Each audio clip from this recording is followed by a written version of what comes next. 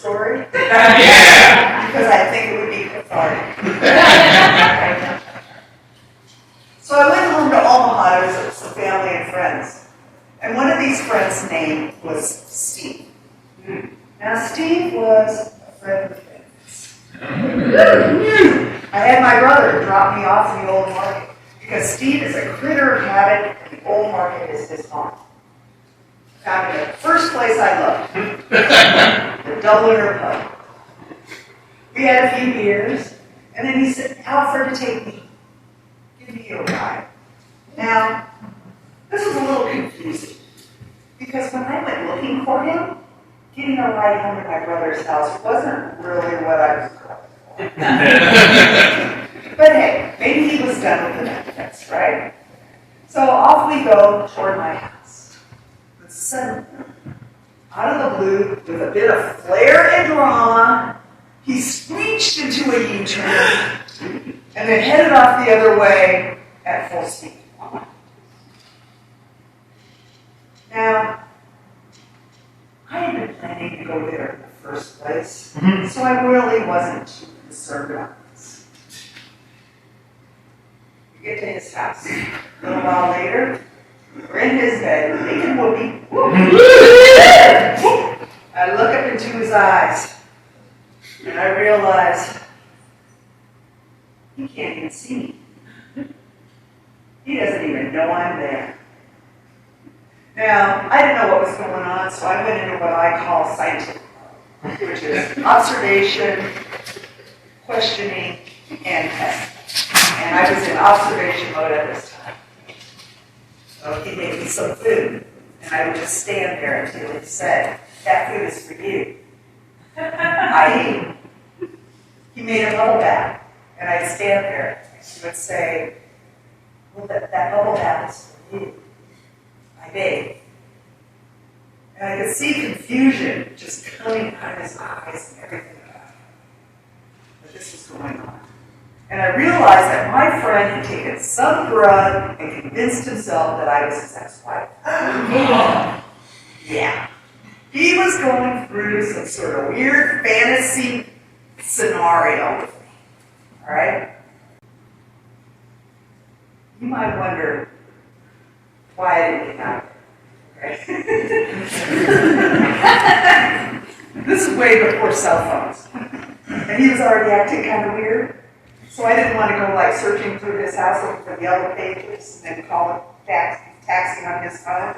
It might rile him up. Plus, his neighborhood is dangerous, really dangerous. So I decided that I was going to stay put and try to figure out a way to get him to take me home. I get out of that bubble bath. I put on the big fluffy white robe he's left for me. And I wander into his bedroom to see what the hell he's doing now. He's standing there with a key. Opens the closet. Takes out a lockbox. Opens it with his key. Takes out a 45. Puts in a clip. Shh. He waits. I freeze. Now the freezing was not a surprise. When I was in the Navy, I was carjacked by two guys with a double-barreled sawed-off shotgun. I know I'm freezing. A moment passes. Nothing happens. I go back into scientific mode and start asking questions. What kind of guns? Where did he buy it? Does he have a license? Does he keep the keys safe from his kids? Has he gone to hunter stations? Safety course? Does he go to the range? Question after question after question. And he finally looks up at me, and I can see the realization in his mind that whatever he had planned, whatever he had fantasized what would happen, wasn't going to happen. He unloaded that gun. And then he invited me over to look at it. So I'm over there, fondling the gun, and looking at it and everything. He tells me why he has it in the first place. There was a meth lab across the street. And he had turned them all in to the police, and they figured it out, and they came over and threatened his kids. And that's why he got it. Then he went back into a modified scenario and decided, we need to go to breakfast at the pancake house. So there we are at the pancake house, and he's reading the paper without even looking at me or talking to me, which is probably what he always did to his wife, probably why they were divorced. And finally, he drove me home to my brother's house. He was a little confused on why he was taking me to Karen's brother's house, but he did. Now you may wonder what I did with all this. I did nothing. Absolutely nothing. At that time in my life, I lived in an extremely crazy world. I was born into it. It was a world I was used to. If you didn't die, everything was good. You know, it was one of those things.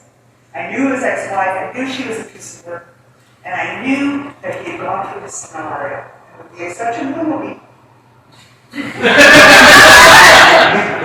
nothing went according to plan. So in my mind, the threat was over. But I gotta tell you, despite living in that crazy world, that was too much for me. He never overtly threatened.